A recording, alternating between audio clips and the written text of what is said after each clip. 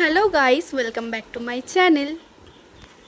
আজকের মেনুতে রয়েছে চিকেন কষা। রবিবারের দুপুরে খুবই ভালো লাগে। তো চিকেন কষা বানানোর জন্য প্রথমে আমি মাংসকে ধুয়ে ভালো করে তার মধ্যে কিছু মশলা মাখিয়ে নিয়েছি, যেমন হলুদ, লঙ্কা, আদা রসুন বাটা এবং দইও দিয়েছিলাম সাথে। দইটা ম্যারিনেট করে রাখলে এইগুলো সবগুলো একসাথে এবার আমি ম্যারিনেট করে রেখে দিয়েছি কিছুক্ষণের জন্য, 1 ঘন্টার জন্য রেস্টে রাখবে। তারপর এখানে আমি আলুগুলোকে ভেজে নিয়েছি, মাংসের আলুগুলোকে একটু বড় বড় করে কেটে আর ভেজে নিয়েছি, ভেজে নিয়ে তুলে নিয়েছি। এবং তারপরে হচ্ছে কি যে দিয়ে দিয়েছি আমি কিছু গরম তেলের মধ্যে কিছু ফোড়ন দিয়েছি, যেমন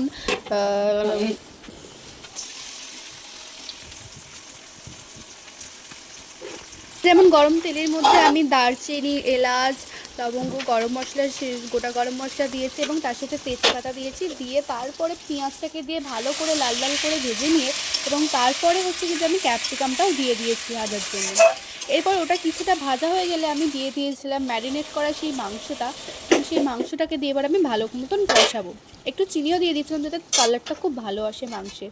এবং মাংসের তরকারিটা ভালো করে কষানোর পর দিয়ে দেবো আমি আলুটা যদি সিদ্ধ হয় তাই কিছুক্ষণ আগে আমি দিয়ে দিয়েছি, যেহেতু আগে ভেজেছি তাই বেশি আগে দিইনি।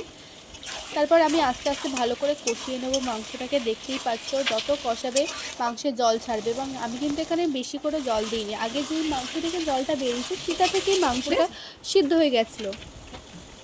তারপরে এখানে ভালো মতন মাংস কষিয়ে এখন আমি দিয়ে দিয়েছি পরিমাণ মতো জল। এটা যেহেতু একটু গ্রেভি থাকবে তাই একটু অল্প করেই জল দিয়েছি। দেখতেই পাচ্ছ মাংসের কালারটা কত সুন্দর হয়েছে। এবং সব শেষে দিয়ে দিয়েছি গরম মশলা বাটা, যেটা আমি গোটা গরম মশলাকে বেটে নিয়েছি, এবং দিয়ে সেটাকে একটু কিছুক্ষণ ঢাকা দিয়ে তারপরেই নেমে সার্ভ করুন গরম গরম চিকেন কষা আর ভাত। দেখতেই পাচ্ছ কত সুন্দর হয়েছে, প্লেটে কি সুন্দর সাজিয়ে করেছি।